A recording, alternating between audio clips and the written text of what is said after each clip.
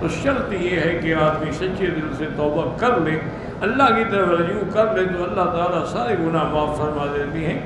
اور ہدایت جو ہے نا دراصل ہی اللہ کے ہاتھ میں ہے۔ میں ایک دو دن قبل پڑھ رہا تھا کہ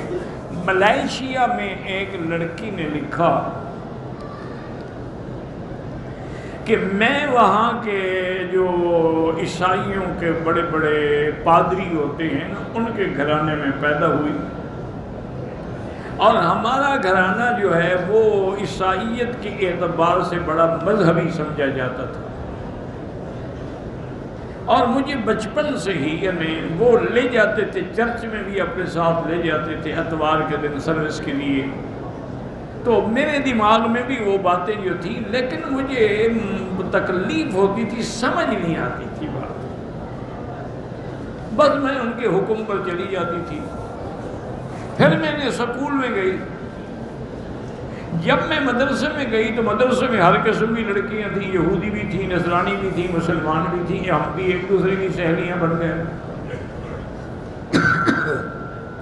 اور جب وہاں تعلیمات ہوتی تھی نا، مسلمانوں کے لیے تعلیمات اسلامیہ الگ تھیں، باقی مذہب کے لیے الگ تھیں،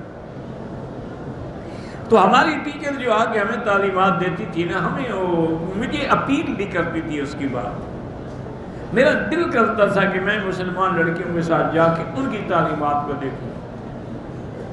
بہرحال خلاصہ یہ ہے کہ میں بڑی ہوتی گئی، سمجھدار ہوتی گئی، مسلمان سہیلیوں نے مجھے دین سمجھانا شروع کیا، تو اب مجھے سمجھ آیا کہ میں تو کسی غلط فہمی میں مبتلا ہوں۔ کہتے ہیں کہ اسی دور میں انہوں نے میری شادی بھی کر دی، اور میری شادی بھی اسی قسم کے پادری کے ساتھ ہوئی۔ تو میری شادی پر تمام لڑکیاں آئیں، اور جو میری مسلمان سہیلیاں تھیں نا، انہوں نے ایک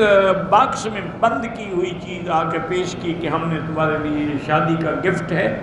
لیکن اس کو تم تنہائی میں کھولنا اور تنہائی میں دیکھنا، کسی اور کو نہیں دینا۔ کہتی میں سوچا اللہ عالم کیا ہے، کوئی کپڑا ہوگا یا کوئی زیور ہوگا۔ جب میں تنہائی میں آئی گھر میں نے کھولا تو قرآن شریف تھا،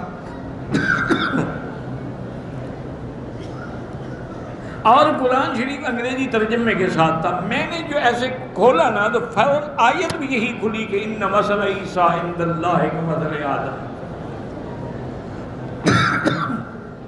خلقہ من تراب ثم قال له کن فیکون۔ فوراً میرے دماغ نے اپیل کی کہ یہ حق ہے،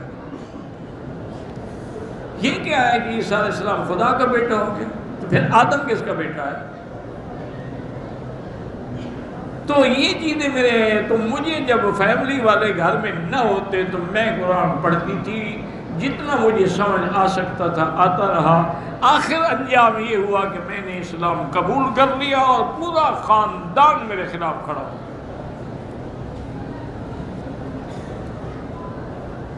انہوں نے کہا کہ ہم تمہیں جائیداد سے محروم کرتے ہیں اور گھر سے بھی محروم کرتے ہیں، جہاں جا رہے نکل جاؤ۔ کہتے ہیں مجھے مسلمان سہیلیوں نے پناہ دی اور میری بڑی امداد کی اور بڑی مدد کی، اور پھر مسلمان سہیلیوں میں ایک وکیل بھی تھی، ایڈوکیٹ تھی،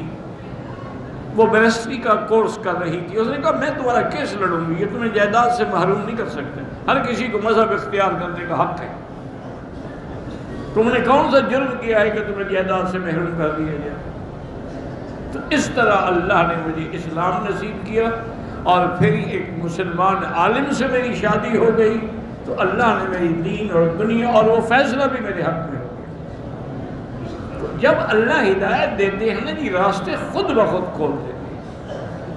اور اگر گمراہی مقدر میں ہو تو پھر راستے خود بخود بند ہو جاتے ہیں، پھر کوئی بات سمجھ ہی نہیں آتی۔